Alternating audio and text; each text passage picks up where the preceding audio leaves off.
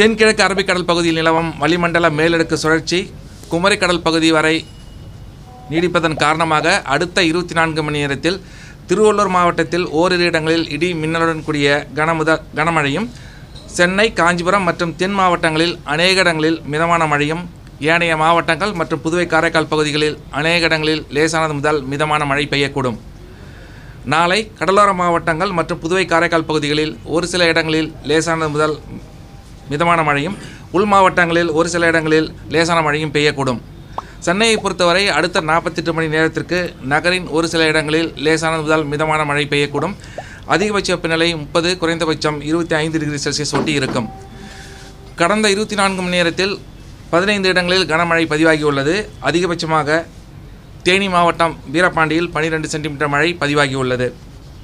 மீனவருக்கான எச்சரிக்கை: தெற்கு தாய்லாந்து மற்றும் அதனை ஒட்டிய கடற்பகுதியில் குறைந்த காற்றழுத்த தாழ்வு பகுதி உருவாகியுள்ளது. இன்று மாலை அது தெற்கு அந்தமான் கடற்பகுதிக்கு நகரக்கூடும். இது மேற்கு வடமேற்கு திசையில் நகர்ந்து வரும் 2ஆம் தேதி காற்றழுத்த தாழ்வு மண்டலமாக வலுப்பெற்று அதனை அடுத்த 24 மணி நேரத்தில் மத்திய வங்கக்கடல் பகுதியில் புயலாக வலுப்பெற்று வரும் 4ஆம் தேதி வடக்கு ஆந்திரா, தெற்கு ஒரிசா கடற்பகுதியை நெருங்கக்கூடும். இதன் காரணமாக மீனவர்கள் அடுத்த 24 மணி நேரத்திற்கு தெற்கு அந்தமான்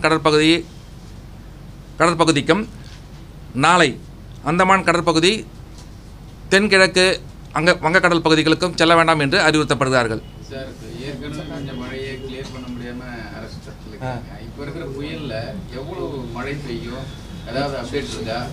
புயலுக்கு எதனா பேர் வச்சுருக்கீங்களா? அதாவது என்ன எவ்வளோ அளவுக்கு மழை பெய்ய வாய்ப்பு இருக்குது? நமக்கு தமிழ்நாட்டுக்கு ஒன்றும் எந்த எச்சரிக்கையும் கிடையாது. இப்போ இந்த எச்சரிக்கை நம்ம மீனவர்களுக்காக கொடுக்குற எச்சரிக்கை மட்டும்தான்.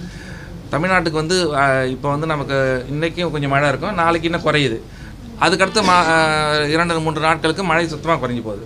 அதனால் தமிழ்நாட்டுக்கு எந்த எச்சரிக்கையும் இல்லை. மீனவர்களுக்கான எச்சரிக்கை மட்டும் தான் கொடுத்துருக்குறோம். இது வடக்கு ஆந்திரா, தெற்கு ஒரிசா அந்த பகுதிக்கு தான் நகருது. அதனால் அவங்களுக்கு தான் அந்த மழை இருக்கும், நமக்கு இல்லை. சென்னை பொறுத்த வரைக்கும் மழையோட அளவு 2015 விட அதிகமாகிடுச்சு அப்படிங்கிற மாதிரி ஐஎம்டி டேட்டா இருக்கதா சொல்லுவாங்க. சென்னை இப்போ 2015 விட அதிகமாக ஆகலையே, இன்னும் ஆகலை. நீங்கள் வெப்சைட்லேயே போட்டிருக்கிற மாதிரி தான்.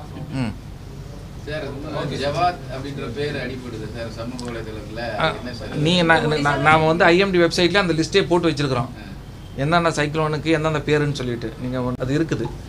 இந்த ஒரு சைக்ளோன் முடிஞ்சுன்னா அடுத்த பேர் என்ன இருக்குன்னு அதையே போட்டு வச்சுன்னா அதை தான் எல்லாம் சொல்லிட்டு இருப்பாங்க. பட் ஐஎம்டி அஃபீஷியலாக நம்ம எப்போ சொல்லுவோம்னா அது புயலாக வலுப்பெற்றதுக்கப்புறம் தான் அது பேர் சொல்லுவோம். சரிங்களா? இது வரைக்கும் பார்த்தீங்கன்னா நமக்கு 36 சென்டிமீட்டருக்கு 65 சென்டிமீட்டர் கிடச்சிருக்குது. மொத்த தமிழ்நாடு, புதுச்சேரிக்கு சேர்த்து. சென்னைக்கு 62 சென்டிமீட்டருக்கு 115 சென்டிமீட்டர் கிடச்சிருக்குது. பாண்டிச்சேரிக்கு 64க்கு 142. நேற்று சொன்ன மாதிரி இதுதான் அதிகமான இடத்துல. பாண்டிச்சேரியும் காரைக்கால் தான் அதிகமான இடத்துல இருக்குது. அது பாண்டிச்சேரி 142, 64. இப்போ அக்டோபர் நவம்பர் மாதம்னு எடுத்தோன்னா பாண்டிச்சேரி தான் அதிகம். அதுக்கடுத்தது காரைக்கால். சென்னை இன்னும் 2015 தொடலை.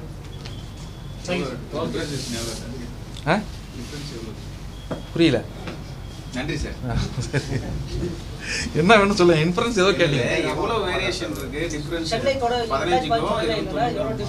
நமக்கு சென்னைக்கா நேற்று கொடுத்தன ஒரு ஃபிகர் கொடுத்தேன். இப்போ நேற்று சென்னையில் அதிகம் ஒன்றும் மழை கிடையாது. நேற்று என்ன இருந்ததோ அதே தான். சரி,